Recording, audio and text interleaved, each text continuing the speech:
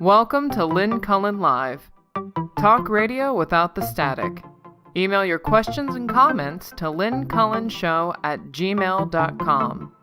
And now your host, Lynn Cullen. And good morning to you. Another beautiful day. It's a Monday. And, I've been thinking a lot about history and, the old saw about those who don't know it are condemned to repeat it. And I think we're seeing that play out now. And there's concern, of course, that we see that so few of our fellow Americans know history. And I'm not so sure that even those who graduate from our universities necessarily know history. We have a strange way of, I think, teaching it. But history is a great teacher. And humans being the one thing that is present in every period of history. The drivers of it are humans and their nature, and that doesn't change. We see that. And so it doesn't matter if women are wearing mini skirts or hoop skirts, whether the weapons du jour are a crossbow or an atomic bomb. People are still the same, and they react as people react, and they attack as they are able to attack. Nothing really, it seems, changes. All those things, what comes around goes around, the pendulum swings, blah, blah, blah. There's a reason, that those sayings permeate our conversation. Something specifically that I saw sort of drew me to contemplating this, how the present moment is not unlike the historic moment of 90 years ago. And of course, I am referring to Europe and the rise of fascism.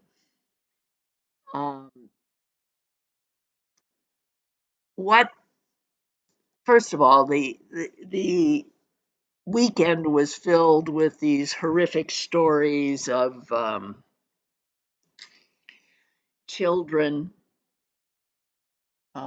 being deported, children who are Americans, children who are American citizens being put on airplanes with their mothers who are not American citizens, but deported. And I saw that someone whose thoughts I sometimes follow, Mehdi Hassan, noted it too, and said this: given that the literal definition of deportation is removing a foreigner or a non-citizen from the country, then we journalists, members of the media, need to probably stop referring to the deportation of a 2-year-old who is a U.S. citizen. That is not a deportation.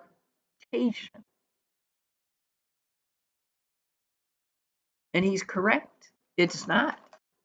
So I'm looking at a headline in the New York Times, and it talks about the deportation of a 2-year-old. The 2-year-old is an American. We Americans, citizens, cannot be deported. So, what is the correct verb? What did the Trump administration do to this 2-year-old and to other children? I'm starting to run out of remembering how many we're up to. There was a 4-year-old, there was a 7-year-old, all children who are American citizens. They've been sent off to Honduras. They've been sent, I believe, to another country as well. 2 of these children are fighting cancer, and their deportations, which is not really what happened to them. Milton is suggesting trafficking. Well, yeah, trafficking in children. Wow. Kidnapping. How's that? Kidnapping. It is extra legal. We know that much. And for the American government to be doing this to American citizens, I don't care whether Donald Trump believes in the 14th Amendment. It's in our Constitution. Those children are citizens. And when countries start doing things like this to their own citizens, disappearing them, sending them off to prisons in other countries, that is something that we saw Germany do.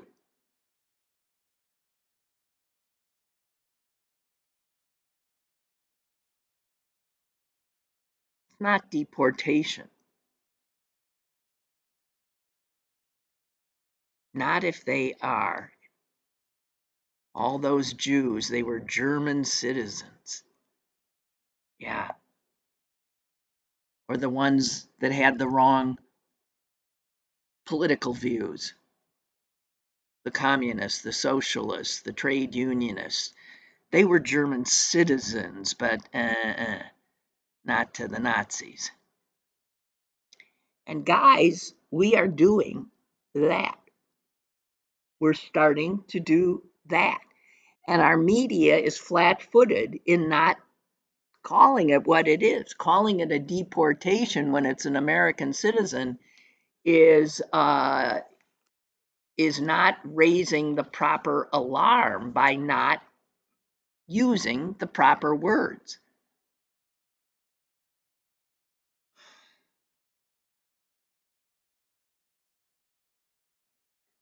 The cruelty of it is mind-blowing. Now, I understand that apparently a majority of American people do want to deport those who are here illegally who have committed crimes. Okay. We are seeing that that's not what's happening.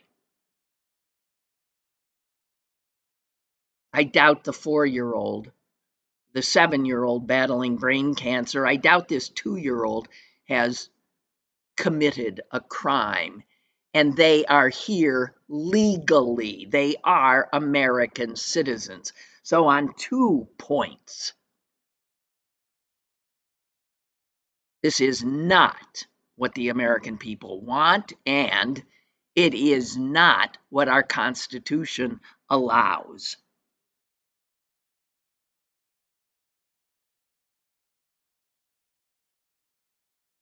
You have federal agents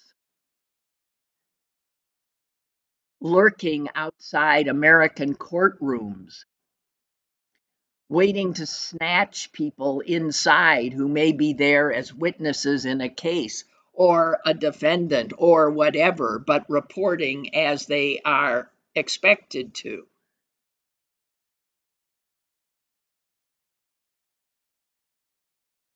We're living in a state that Germans in the 30s were living in. Make no mistake.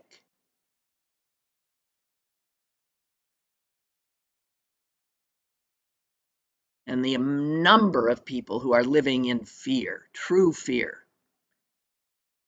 I'm sure we can count in the millions. Good people, hardworking people, people you know, people who you may employ, people who may go to your church.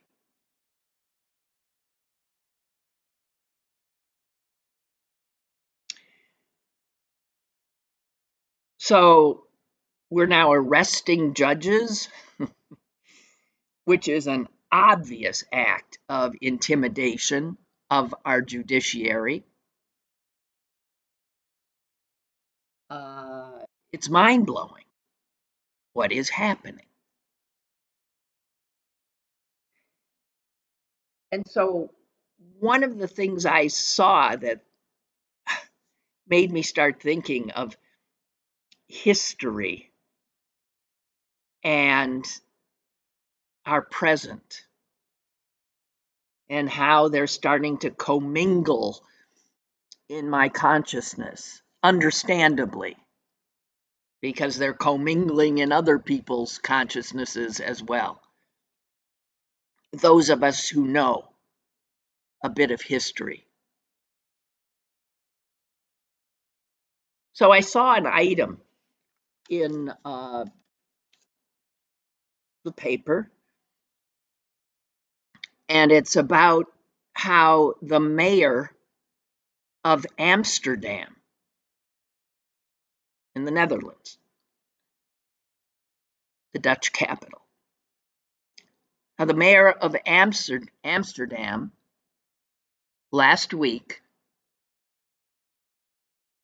apologized for what she called the collective moral failure of the citizens. And she was apologizing to the survivors of the Jewish population of Amsterdam, which was decimated. Decimated because the citizens of Amsterdam did nothing, most of them. And the mayor flat out said it.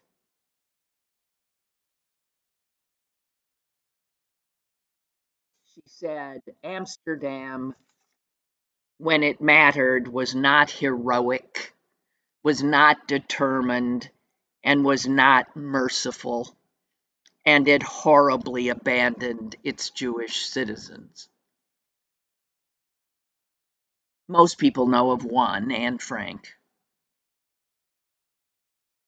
but there were 80,000 others, men, women, and children. Yeah, 2-year-olds, supposedly deported.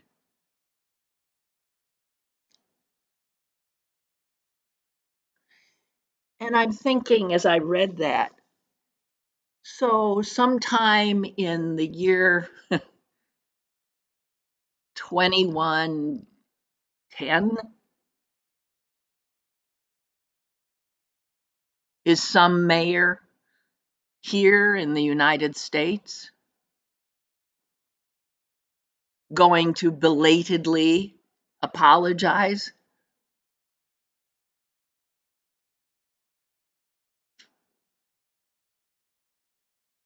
Yeah, probably. I would hope. It's all we can hope, right? An apology, a lot of good it does the dead.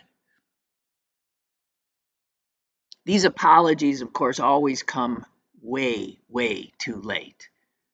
Our apologies to the Japanese Americans we interned.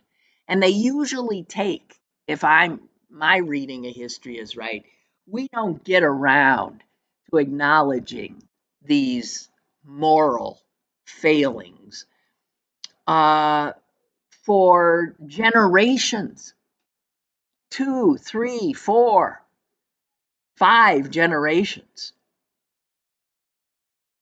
until you're apologizing to people who don't even remember what the hell you're talking about.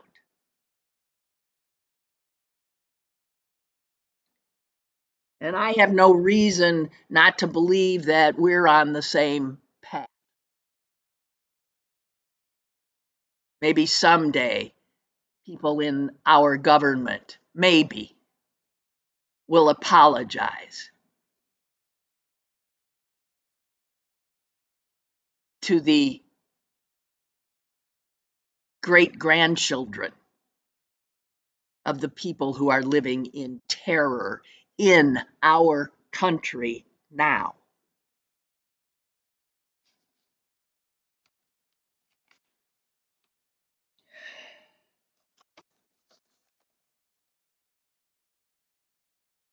Hey, I want to invite you to something.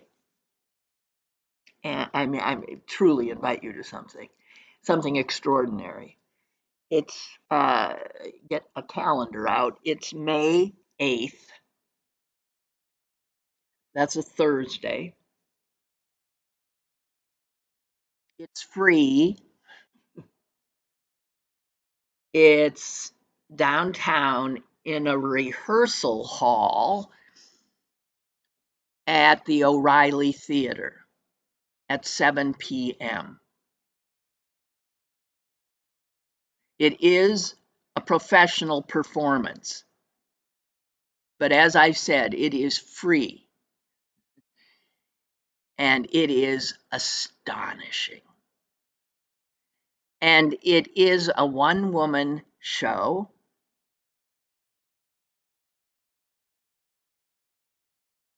Called Etty, E-T-T-Y.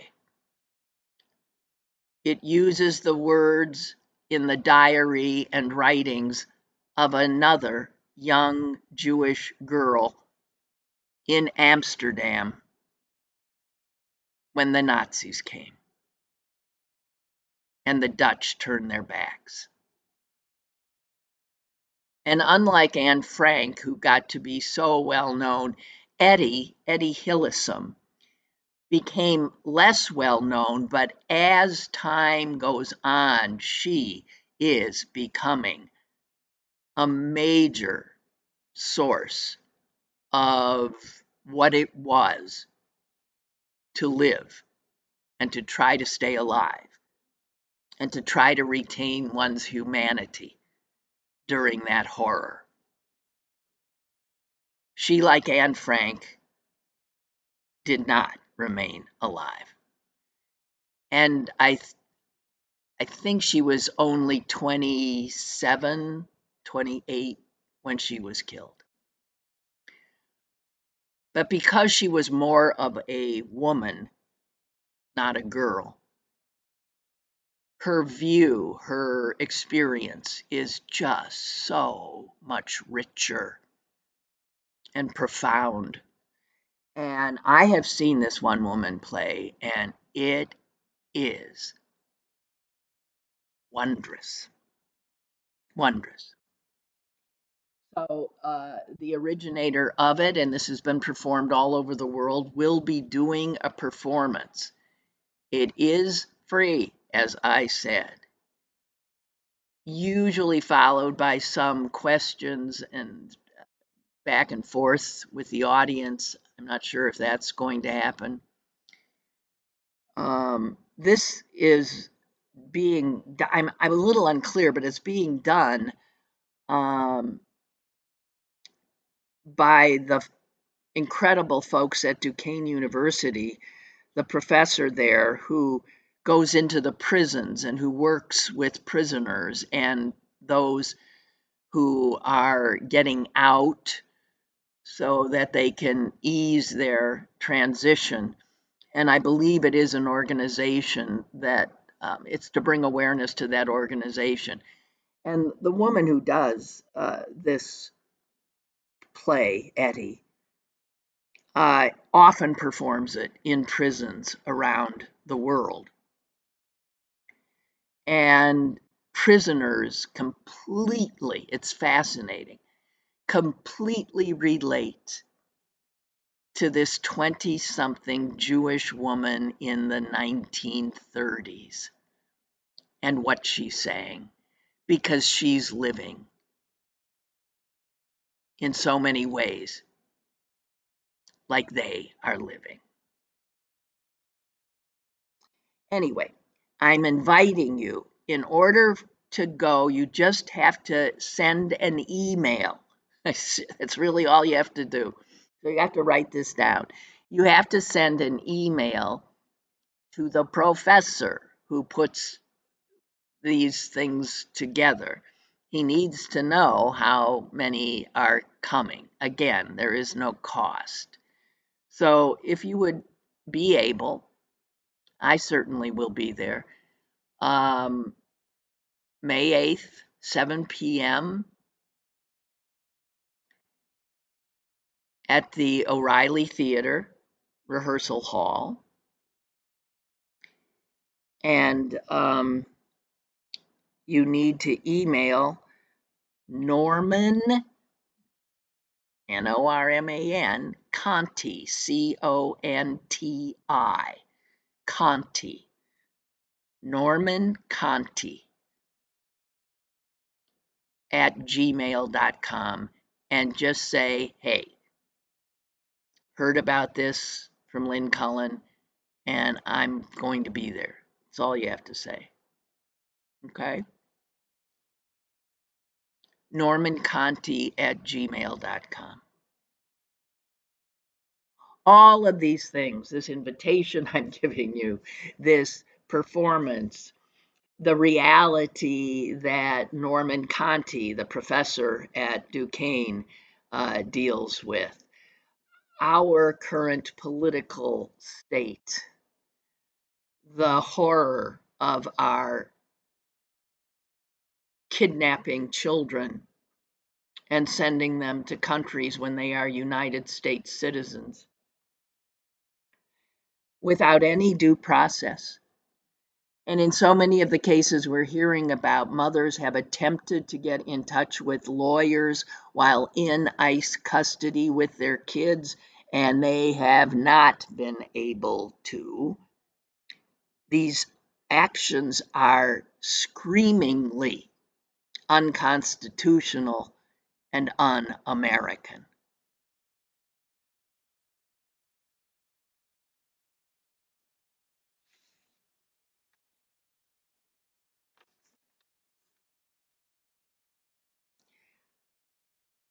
And while I was, thinking about how we dumb humans keep doing the same damn things over and over and over again, I read about a show at a museum in New York City that is again about a history that we should know about, and too few of us do. And it's titled Blacklisted. And it's about the Red Scare of the 50s, also brought to you overwhelmingly by the Republicans, always looking for a boogeyman to ride into power, always looking for ways to terrify Americans and get them up in arms against fellow Americans. So in some respects, some people will say, this is starting to feel a lot like, yeah, the 50s.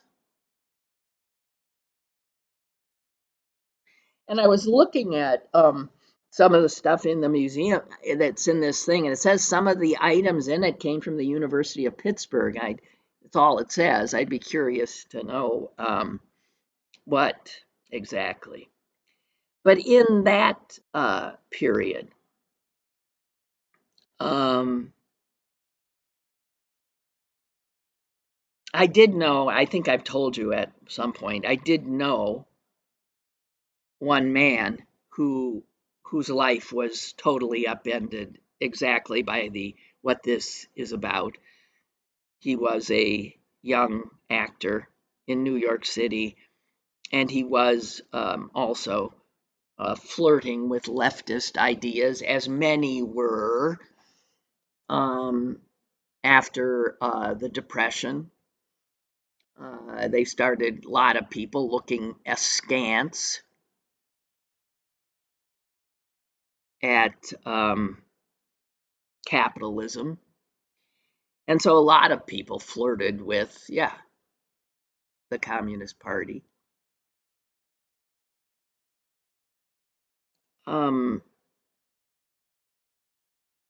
and we know the names of some of the actors that got, pulled in, some who named names, some who courageously did not, entire careers upended. The screenwriter, the writer, author, writer, and screenwriter Dalton Trumbo uh, was blacklisted and could not write anymore in Hollywood. Um, so he still wrote, but he wrote under assumed names.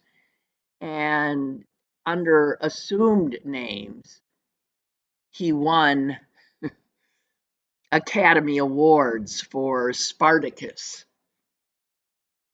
and for Exodus, but could not be there. Or he was uncredited, even though it was his work. Um, and one of the things I read, and I just wanted to, I don't know, those of you who are Turner Classic Movie nuts like me, um, know the actor John Garfield. Uh, he was an astonishingly good actor.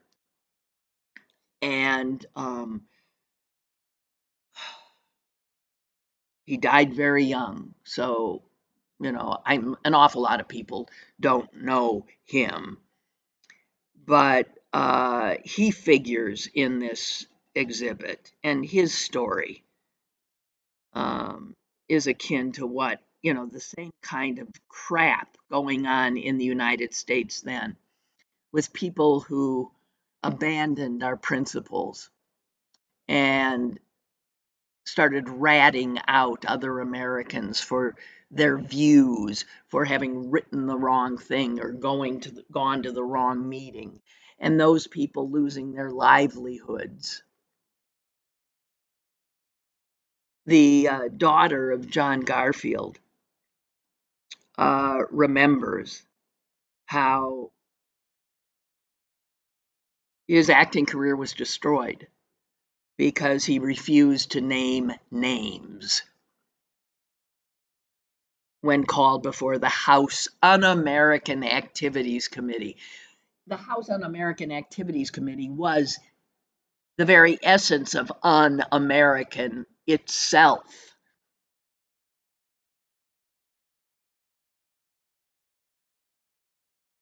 And he, like many other brave people, refused to name names, and that was the end. He could not continue as an actor. He was blacklisted. He died at the age of 39, broken hearted. His daughter has recalled that her family was followed constantly by FBI agents. This is the United States of America. That was then in the 50s. that was outrageous then. John Garfield was no enemy of America and no danger to America. But like Americans today, he was harassed, intimidated, his life work destroyed, and tailed by the FBI. After he died, the FBI even showed up at his home.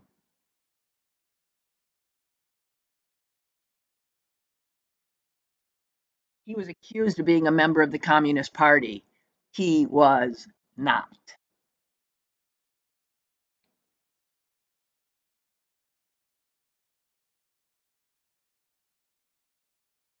His daughter says people were allowed to ruin the lives of other people. People were destroyed because of their beliefs. And she said, I'd like people to know that there were people like my father of great courage who took the view that American democracy was of the utmost importance and had to be sustained. They saw to it. They fought for it. And eventually, this horror came to an end. Well, yes, it did, but it is back in full fettle and then some.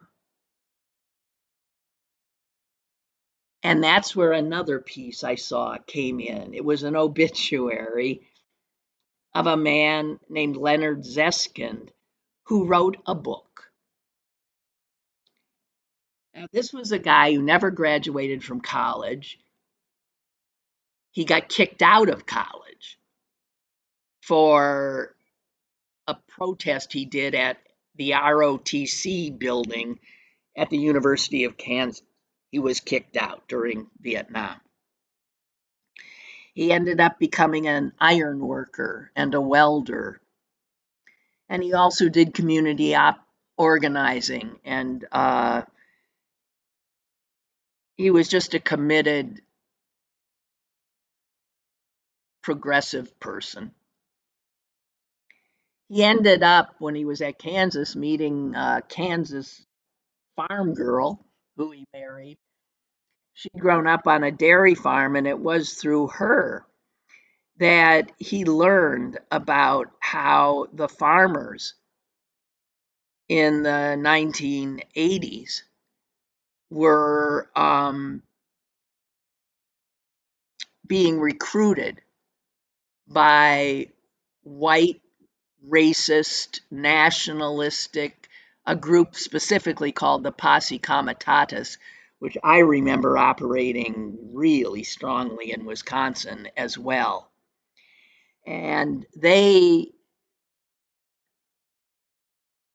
talked a lot of good American farmers, convinced them that they were being targeted by Jewish bankers because they were white Christians, and that there was a conspiracy to replace them.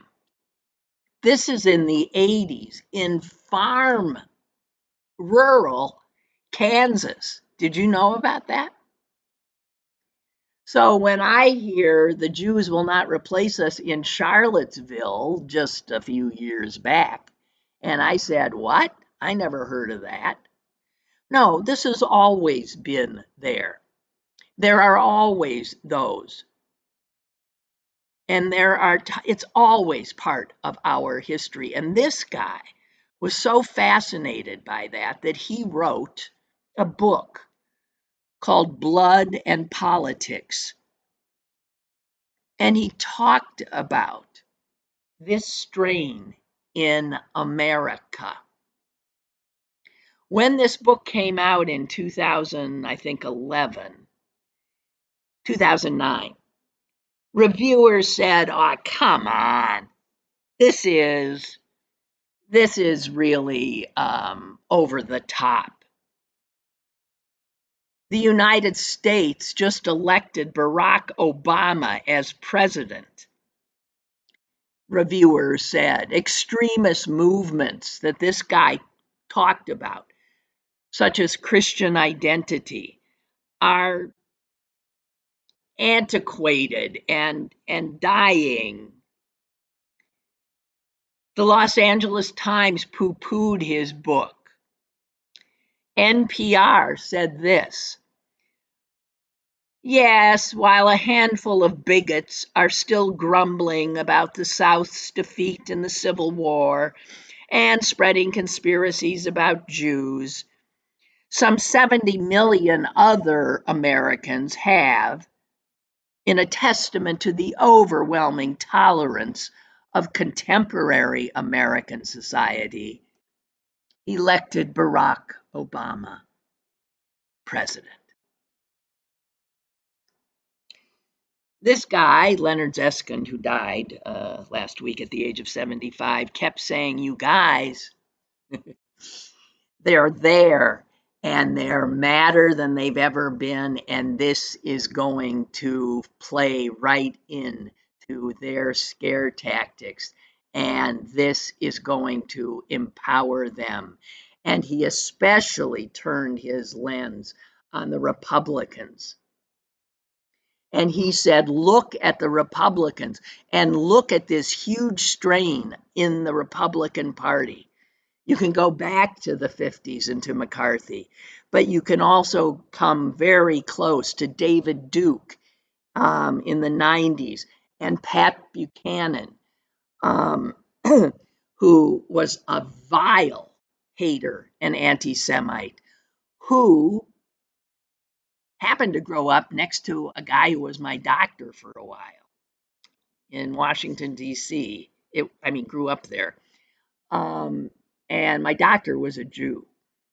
And he said Buchanan was, even as a kid, just an out and out Jew hater.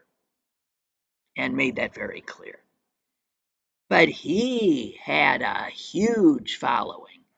And it was he who really put together the kind of anti-immigrant coalition that Donald Trump picked up on.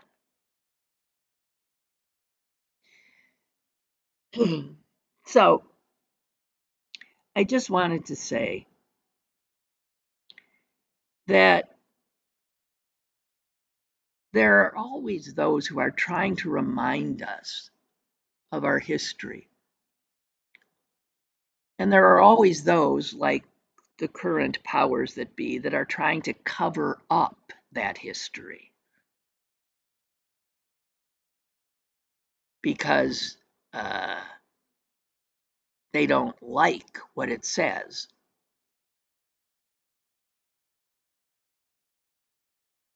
But we need to know our history.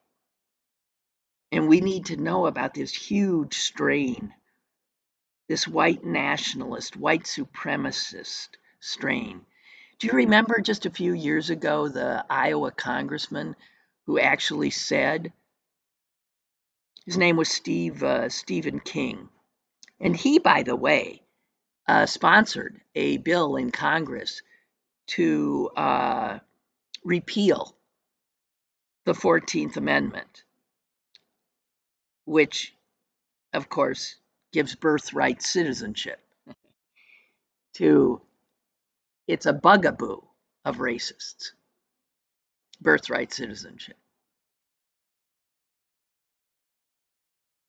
And King said, white nationalists, white supremacists, how did that language become offensive?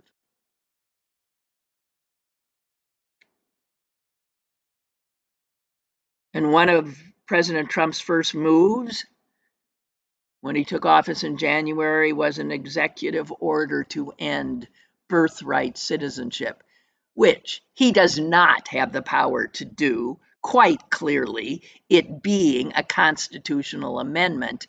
And yet, last week, the Supreme Court agreed to hear arguments about that executive order.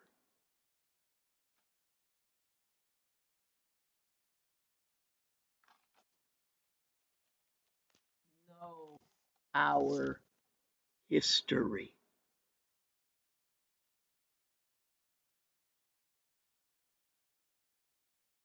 This needing to rewrite our history.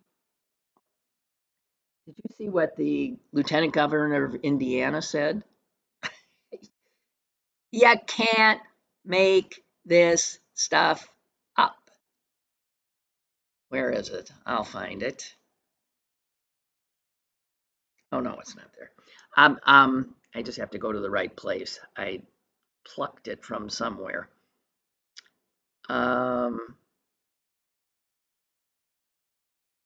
Hey, this in from Kurt. I agree with you on definitions and have been thinking that the president should not be calling any of Trump, the press should not be calling any of Trump's disappearing people deportations, in so much as deportation is a legal term meaning the process of deportation, which apparently no one is going through. There is no process. You're right. So these are not deportations. These are rounding up of people like the Nazis did and disappearing them. So again, our media is failing us in calling them deportations.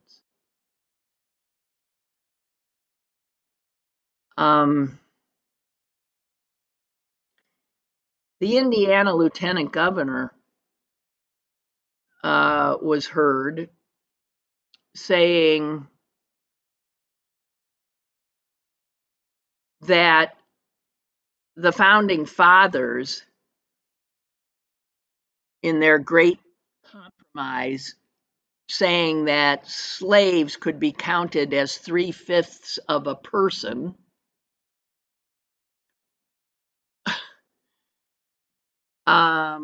had done something remarkable that helped end slavery. This is the current lieutenant governor of Indiana who thinks that the so-called 3/5 compromise, which was the only way to keep the Confederate states, well, to have them sign off on the country, on the Constitution, was to let them count slaves 3/5 of a human.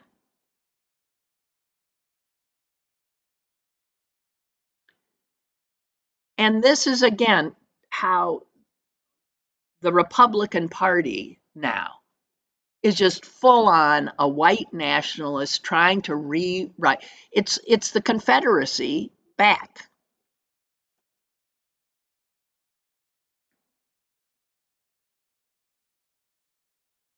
I mean, what the 3/4 compromise was about was allowing the South to count black bodies for political power. So they would, have more population, consequently more congressional representation.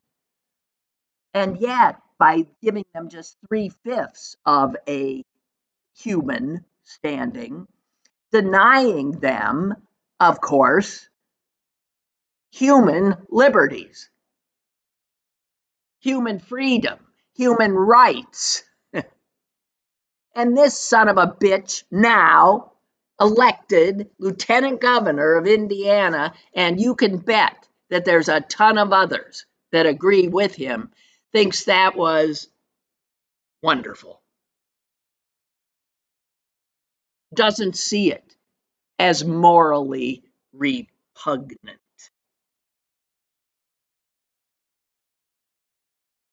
And what it did was give more power to those southern states than they should have had and help them to continue slavery. God almighty. I read that and I was like, what? I mean, you can't even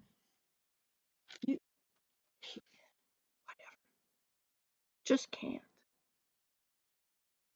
can't process this. There was a little letter in the New York Times by a guy from Maryland, Mel Tansel, and I liked it. I'll read it to you because it's just a few sentences. It's sort of a plea. I don't want Canada or Greenland or the Panama Canal. I want PBS, Social Security, Medicare, NPR, the Kennedy Center, and the Smithsonian. I want democracy. Yeah.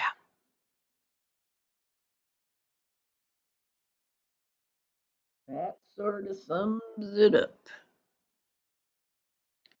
Now, I want to share with you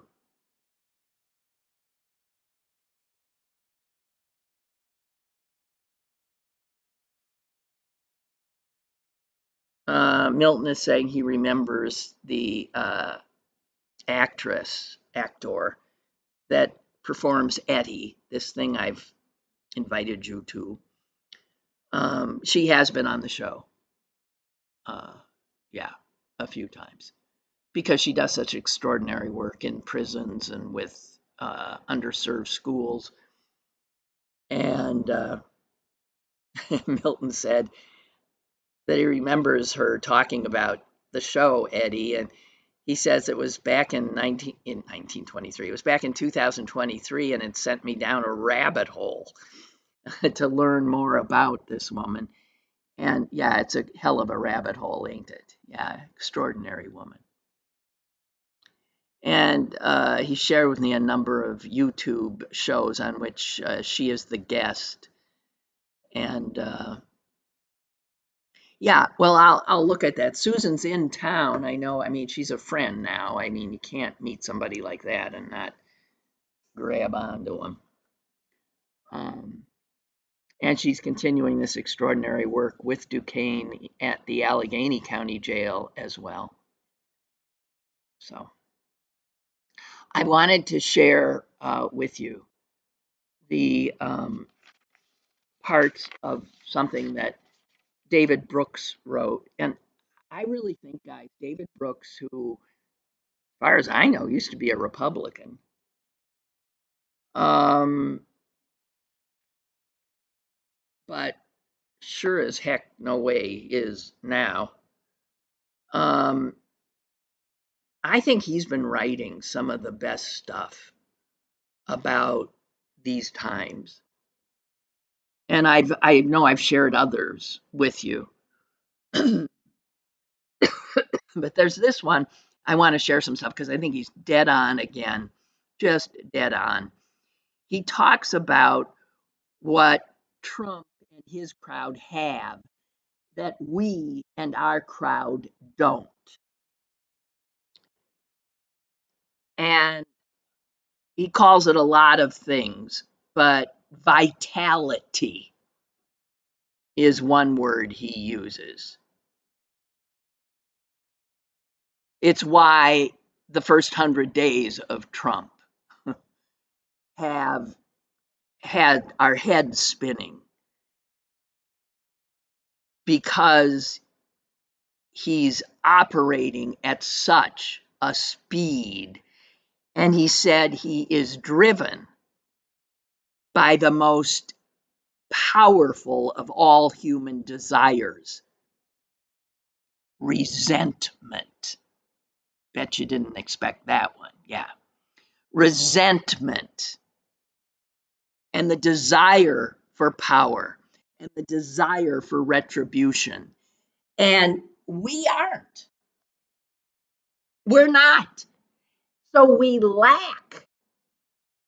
It's horrible, but we lack that passion, that ugly, horrific passion which fuels him.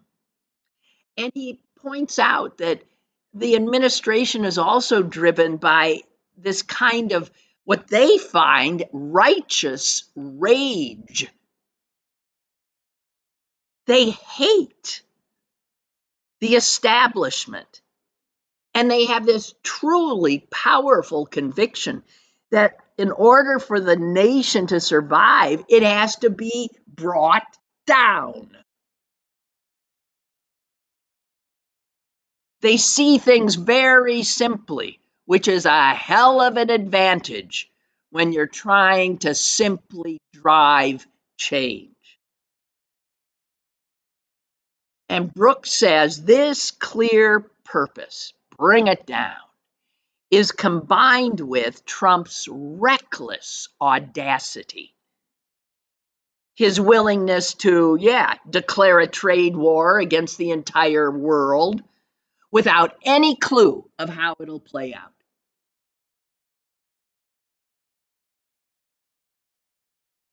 And he says, again, history is full of examples of these kinds of passionate, crazed, rage-driven minorities.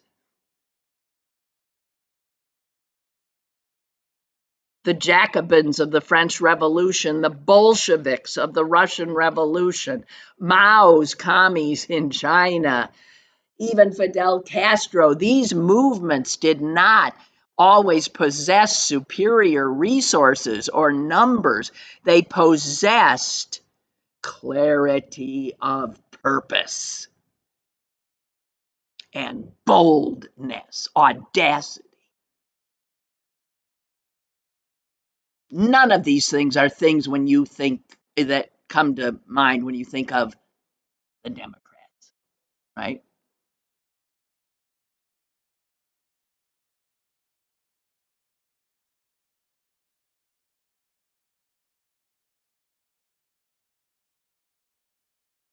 Let me get some more of this for you. It is a really good. And he says, now, us kinds of folks, we kind of folks, members of the educated elite, we tend to operate by analysis. That makes us slow-footed in comparison with the Trumps of the world. We tend to believe that if we say something or write something, we've done something.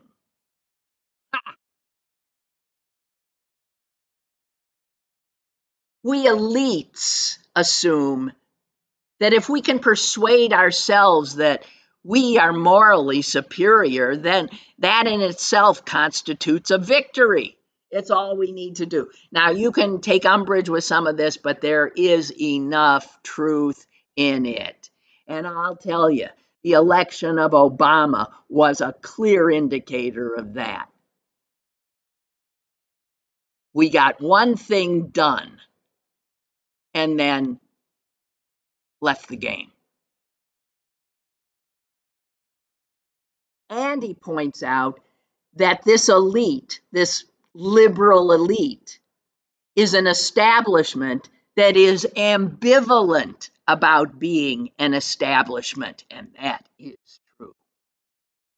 He said, back in the day when the WASP blue bloods like Roosevelt ruled, they were utterly confident in their right to rule and utterly confident that they could handle whatever the future might throw at them. But our crowd, us,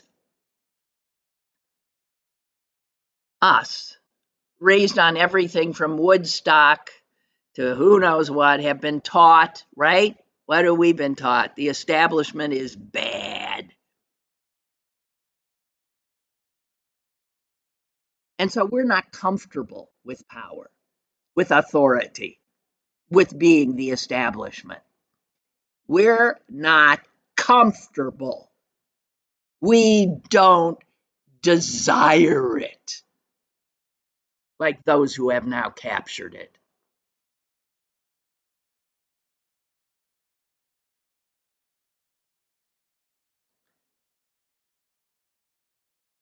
So Brooke ends Brooks ends with 3 questions. Can the people who lead and defend America's institutions, that'd be us, work up a kind of passion? Can we possibly summon the morale to fight back against this rage-filled, passionate Trumpian onslaught?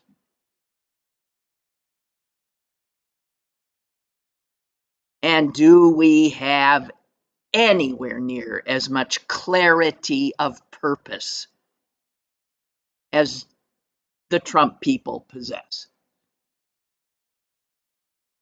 And do we have a strategy?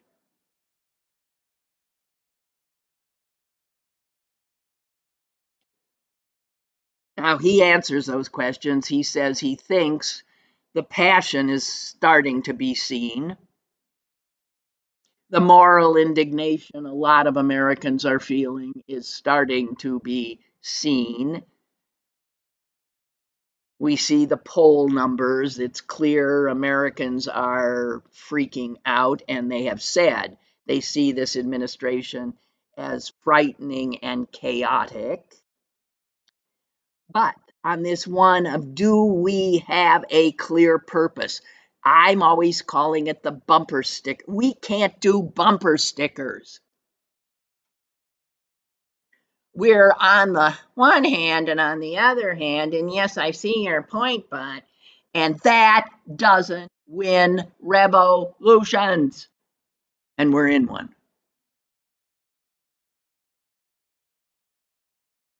We have not produced that one sentence mission statement. And he comes up with one, Brooks. It ain't bad. I'll share it. America is great, and we will fight for what has made America great. So turn back on them, make America great again, and say, no, it is great. You are destroying everything that has made it great. Maybe. And then when it comes to strategy, he said,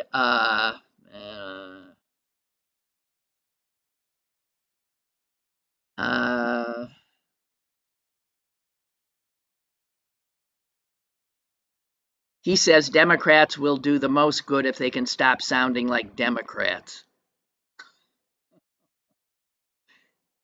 I agree with that. Milton comes up with Make America America again.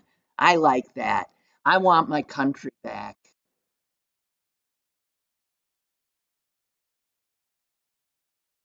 I remember my son who hadn't seen his favorite cousin in a long time, and he was older, maybe about 7 years older, but he was still a kid. You know, my kid was maybe 3 and his cousin was 10. And then one time the family got together and the older cousin comes in and he looks like a man. And my son said, I want the old Harley.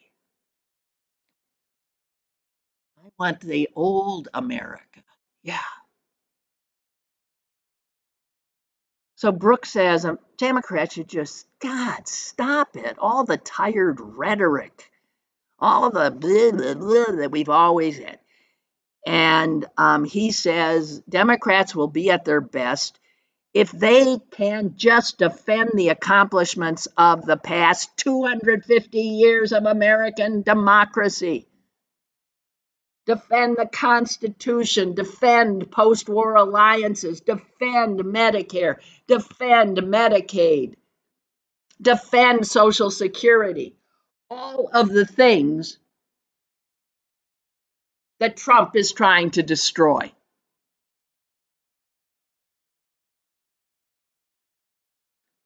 But I think Brooks nails it, just flat out.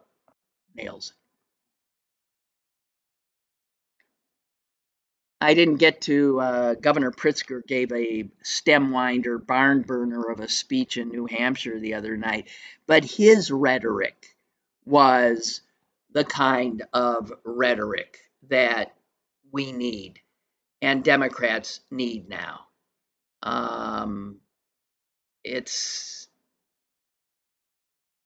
I mean, he even said, never before in my life have I called for mass protests, for mobilization, for disruption, but I am now. These Republicans cannot know a moment of peace. They must understand that we will fight their cruelty with every megaphone and microphone that we have. We must castigate them on the soapbox and punish them at the ballot box. Believe me, the whole speech was just full of one, and that is the audience he was talking to were on their feet over and over and over cheering.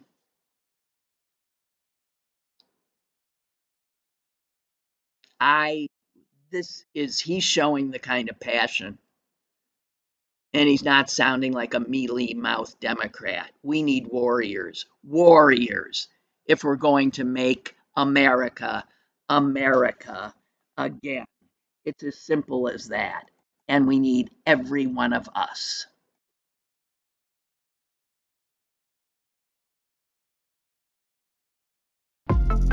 Lynn Cullen Live, Monday through Thursday from 10 a.m. to 11 a.m.